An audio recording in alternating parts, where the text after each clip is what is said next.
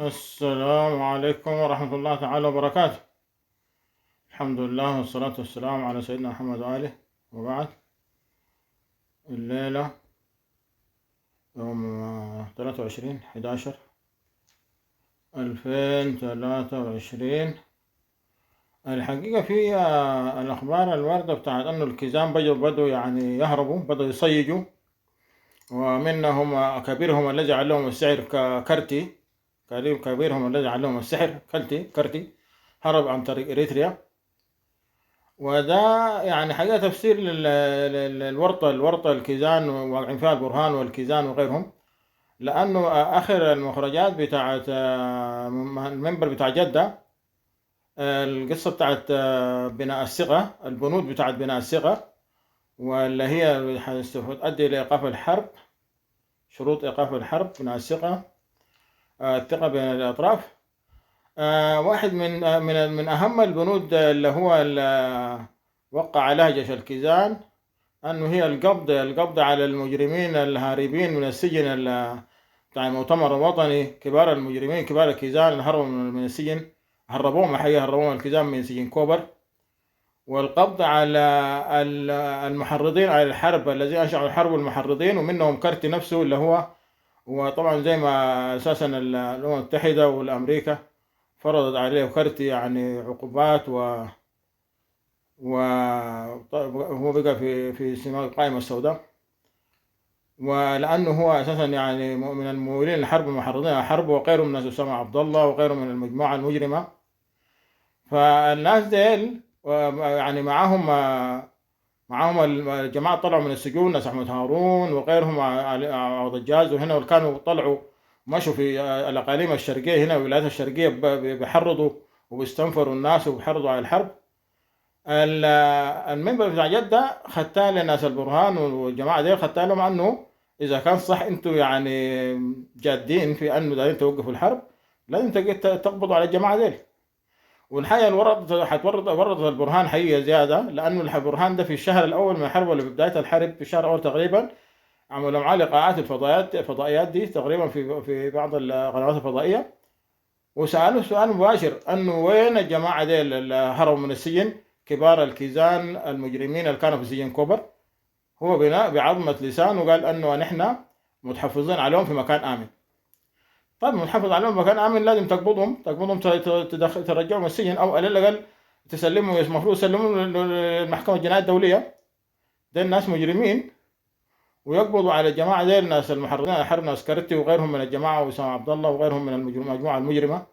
وانضم لهم الآن ناس جبريل ومناوي ذاتهم حقوا يقبضون برضو معهم. لذلك الكيزان هسه حاليا السؤال اللي بيطرح نفسه: هل البرهان يستطيع يقبض الجماعة ديل وهنا؟ هل البرهان يستطيع يقبضهم؟ ومنو ذات المسيطر الآن على الساحة؟ لأن واضح أن البرهان لا يملك قرار حاجة، لا يملك قرار البرهان واضح أنه لا يملك أي قرار. واضح أنه القرار كله في يد الكيزان، لأنه حتى حس القرارات الأخيرة اللي امبارح طلعت بتاع التغيير الولاة ومعرف تعيين وإعفاء بعض الناس وتغييرهم، أنا شايف أنها يعني الشيء الحقيقي واضح أنها يعني كلها من صنع الكيزان أساسا، لأنه جابوهم كلهم كيزان.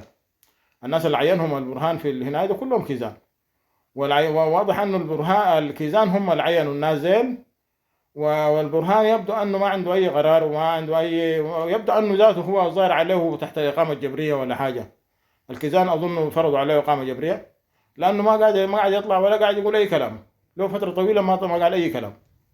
ويضح أنه هو البرهان نفسه الكيزان مسلطين عليه، لأنه البرهان حقيقة متماهي مع الخط بتاع جدة، وأكيد متفق تحت مع السعودية وأمريكا والإمارات ويهود وغيرهم، أنه أساسا يحاولوا يسحبوا البساط تدريجيا من تحت أرجل الكيزان، يخلوهم لايصين في الهواء ساي. ولأنه الحكاية هي واضح أنه يعني لازم يحاولوا يعني يقطعوا دابر الكوزان في السودان. يعني ده الحكاية دي واضح أنها يعني برهان هو أكيد مشارك في الحكاية دي، لكن طبعا كان بيخاف من الكيزان أنهم ينقلبوا عليه ولا يقتلوه، وهو عشان كده عملها بالتدريج، عملها تدريجيا، وعملها عن طريق وأخيرا يعني واضح أن من الوفد الأخير اللي رسلوا في مفاوضات جدة، الوفد كله عساكر مش وقعوا على الكلام ده، ديل كلهم عساكر، وديل اكيد متفقين مع البرهان هما نفسهم. فواضح انه الكيزان في ورطه كبيره والبرهان معاهم في ورطه. وهل حيقبضوا الجماعه ديل وحيسلموهم ولا ما حيقبضوا؟ وهسه طبعا في بعض انا سمعت لي بعض النقاشات كده، بعض منهم بيقولوا انه يعني احتمال، يعني بيدعوا انه الجماعه ديل ما فيشين ذاتهم من احمد هارون، الجماعه ديل ما فيشين وكذا.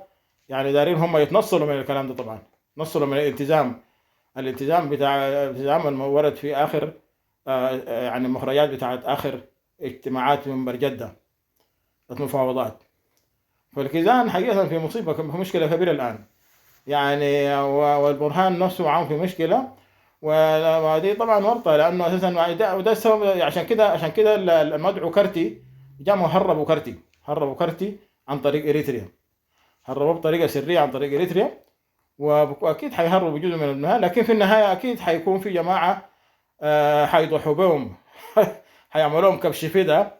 وطبعا اكيد المغفلين الفلنجات الغرابه ناس احمد هارون، وما تعرف هنا علي الحاج، وما اعرف مين، نايل ايدام، مين الجماعه الغرابه ديل اكيد حيضحوا بهم في البدايه. في النهايه يقول لهم هم ديل، وديلك يمكن يقول لهم هربوا. الحكايه هنا الفلنجات ده اصلا في اي محل مغفلين، ده المغفل اصلا في النهايه حياكل ناره. عموما طبعا نقعد ونشوف لحد ما نشوف الحاصل شنو، لكن كيزان في ورطه كبيره. والبرهان واضح انه البرهان بايعهم، لكن بطريقه زي ما قالوا فنيه شويه، بايعهم خالص بطريقه فنيه ولا بد هو. لكن شكلهم كده قد يكون اكتشفوا البرهان لابد ولا حاجه. وهسه اليومين ده قال يعني اليومين ده قد يكون خاطينه تحت هنا اقامه جبريه ولا حاجه، ما عنده اي حس ولا في اثر للبرهان ذاته، موجود بسيف جنوب السودان الله اعلم. قالوا عامل لا هنا، عامل لا عماره هناك عندها زور برضه سور، عندها سور زي سور القياده. العم- العماره اللي عاملها في بورسودان ذاتها عندها سور طويل، عشان قام متخيل خايف الدعم السريع يقبضوه. مشى بورسودان برضه العماره اللي قاعد فيها برضه عندها سور. اظن متحسب هو من زمان، متحسب انه حيهرب من الخرطوم يمشي بورسودان. عامل لها عماره فيها برضه سور طويل ومحصن بطريقه عجيبه. الله. لكن في النهايه هو حقيقه هيك شكله كده الكيزان حيودوه في داهيه، لانه هو شكله هو لاعب مع السعوديه وامريكا واليهود والامارات، وداير يزحلق الكيزان بطريقه غير مباشره، بالراحه. لكن طبعا دي ما بتنفع. بجاي الكيزان وقعوا في كماشه عجيبه، شركه مزرده زي ما زي ما كان زي ما قال المشير محمد حمدان دقلو الامير. شركه مزرده زي ما قال البرهان لا بيد لهم. البرهان طبعا هو جبان، هو عامل فيها معاهم وهنا، لكن اكيد بايعهم للجماعه ديلك، لكن بطريقه اخرى. وبجاي الدعم السريع زي ما قالوا للكيزان والفلول بالمرصاد. الفلول في مصيبه ومشكله. ربنا سبحان الله سبحان الله. زي ما قال الجماعه بدل ما يحمدوا ربنا ويقعدوا في مواطنين عاديين، قالوا لا، قالوا لازم نفركش اي حاجه. لما سبحان الله طربقت في روسين والكيزان. الله غاية الكيزان في مصيبة، يعني مصيبته مصيبة.